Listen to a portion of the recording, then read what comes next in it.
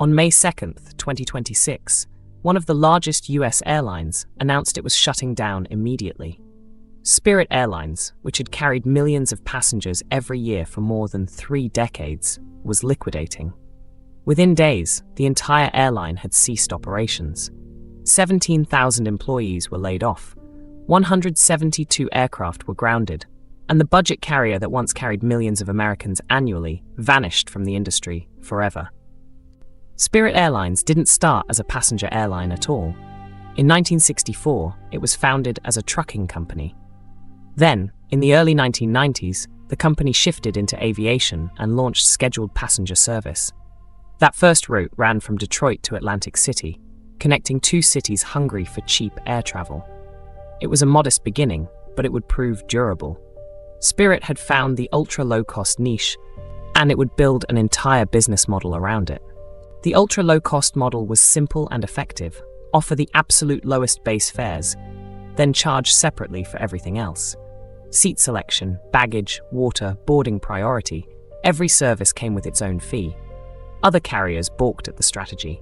Spirit doubled down. Through a major recession, when other airlines hemorrhaged money, Spirit posted strong profits. The formula worked so well that by 2023, Spirit had become the 7th largest passenger carrier in North America. Then, something broke. The airline hadn't recorded a profit since 2019. In the first half of 2024 alone, Spirit lost more than $335 million. The bleeding accelerated. When the company filed for bankruptcy protection on November 18, 2024, the losses since 2020 had already exceeded $2.5 billion. The model that had survived a decade of economic pressure suddenly couldn't hold. Fuel costs, competition, and thin margins had caught up to Spirit all at once.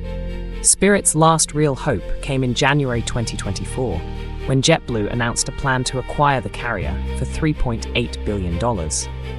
Management believed the merger was the airline's path to survival. Then, in the same month, a federal judge blocked the deal. The court sided with the US Department of Justice, which argued the merger would reduce competition and hurt consumers. Spirit's stock fell sharply in a single trading session. In that moment, the lifeline was severed. With the merger dead, Spirit needed a restructuring plan. The airline negotiated with its creditors, and by late 2024, they had agreement. The plan converted roughly $795 million of debt into equity, injected $350 million in fresh capital, and was expected to allow Spirit to emerge from bankruptcy protection by early summer of 2025.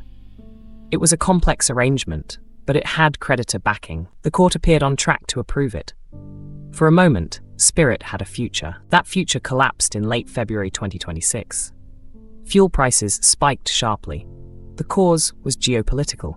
Conflict in the Iran region drove crude oil costs upward, and jet fuel surged with it.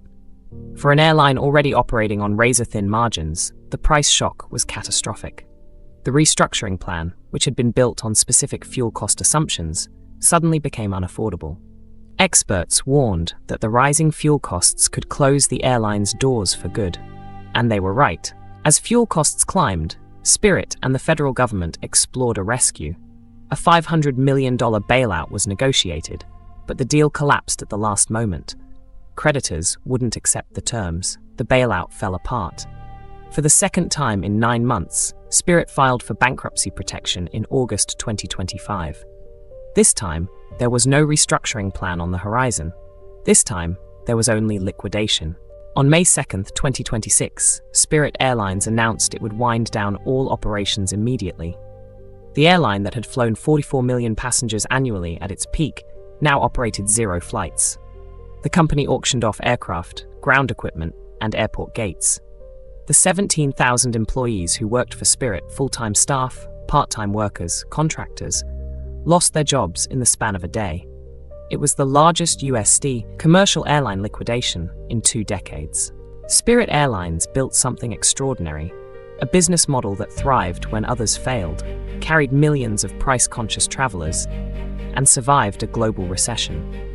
But it couldn't survive the combination of chronic losses, blocked mergers, failed restructuring, geopolitical fuel shocks, and a bailout that came too late.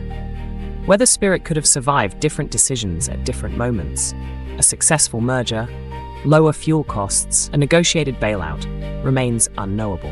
What is certain is that on May 2, 2026, one of aviation's boldest experiments ended.